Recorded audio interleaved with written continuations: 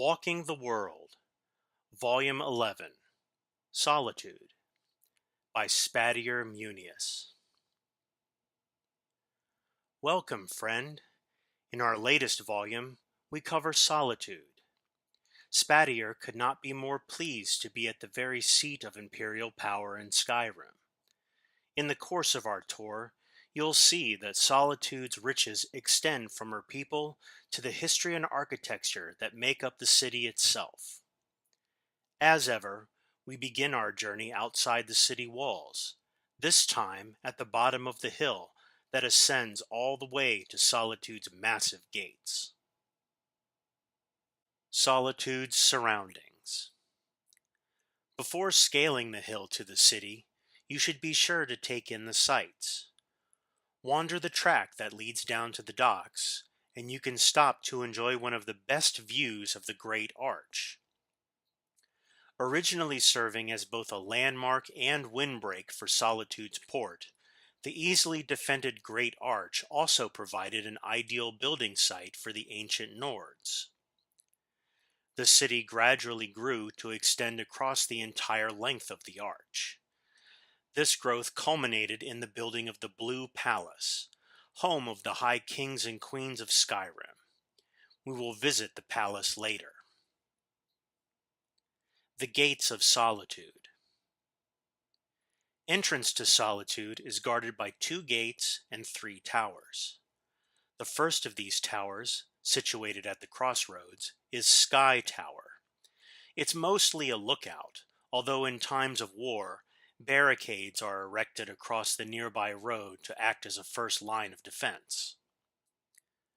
The second tower and first smaller gate are collectively known as the Squall Gate. Here, attacking armies meet their first real resistance. Last, and certainly most impressive, is the Storm Gate. While Castle Dour, found just within the city's main gate, has always been a massive walled structure, Solitude's outer walls and gates were not added until shortly after the coronation of High King Erling. Looking up and to the left of the main gate, you can see a small hint of Erling's preference for a more rounded style of architecture that we will see later in the Castle Dour extension, as well as the interior arch and the windmill. Now we pass through the gates and enter the main shopping district of Solitude. The Well District. Stepping inside Solitude's gates, you get your first view of the city itself. Rising tall and proud before you, banners waving from its crown, is the Emperor's Tower. Home to the kings of Hafengar before the consolidation of Skyrim and the creation of the Blue Palace, the Emperor's Tower is now used exclusively as guest quarters for emperors who come to visit the city. To your left and right are Solitude's inn and shops. Here can be found some of the finest imported goods in Skyrim. After all, Solitude is a wealthy city with ready access to the major shipping lanes of Tamriel. Continuing ahead, you'll come to the ramp that takes you up to Castle Dour. From here, you can truly feel the weight of this stone bastion's looming presence. The leftmost tower, topped by the pointed roof of Erling's extension, was once the castle barracks and jail. Today, the tower is the center of military power here in Solitude. Looking right past the looming Emperor's Tower, you can glimpse Solitude's natural bridge arcing gracefully over to the windmill.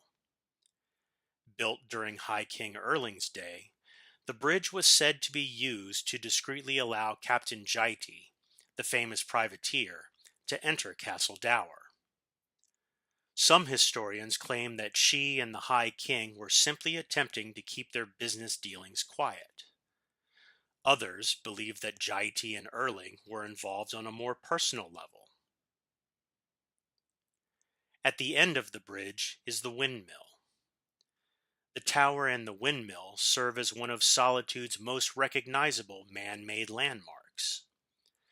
The The windmill's power was once used to open the gates to what is now the East Empire Company warehouse, but today that task falls to the strong backs of the dock workers. In the shadow of the windmill, you'll find the outdoor market and the well. Here, you can buy a number of local delicacies, including the famous spiced wine made exclusively in Solitude. From here, we'll travel up the ramp and into Castle Dour courtyard. Castle Dour. As you enter the courtyard of Castle Dour, you are confronted with the banner of Solitude hanging over the door to what is now Castle Dour proper. At the far end of the courtyard stands the impressive Temple of the Divines. The founders of Solitude were deeply devout, and Solitude is the only place in Skyrim where all of the divines are worshipped in a single temple. All three of the buildings here are well worth taking a look inside, but only the temple and Castle Dour's military wing are open. If you do venture inside the temple, take special note of the alcoves at the front. You can see the empty alcove that once held the shrine of Talos before Talos worship was outlawed. From the courtyard, travel out the exit between Castle Dour and the temple, and you'll get your first sight of the Blue Palace. Along the way, be sure to stop outside the Bard's College, a large building on your left marked by the flame of Kalisos burning beside the steps. Named for a famous bard, it is said that as long as the flame burns, the college will stand. The Bard's College. Looking up from the Bard's College steps, you can see that the college stands taller than the Blue Palace itself. The bards who train here can be heard throughout Skyrim, singing songs that capture the history of the ages. If you get a chance, you should be sure to catch the burning of King Olaf, an ancient festival where King Olaf is burned in effigy. Continue up the road from the college and you'll reach the courtyard of the Blue Palace, our final destination. The Blue Palace.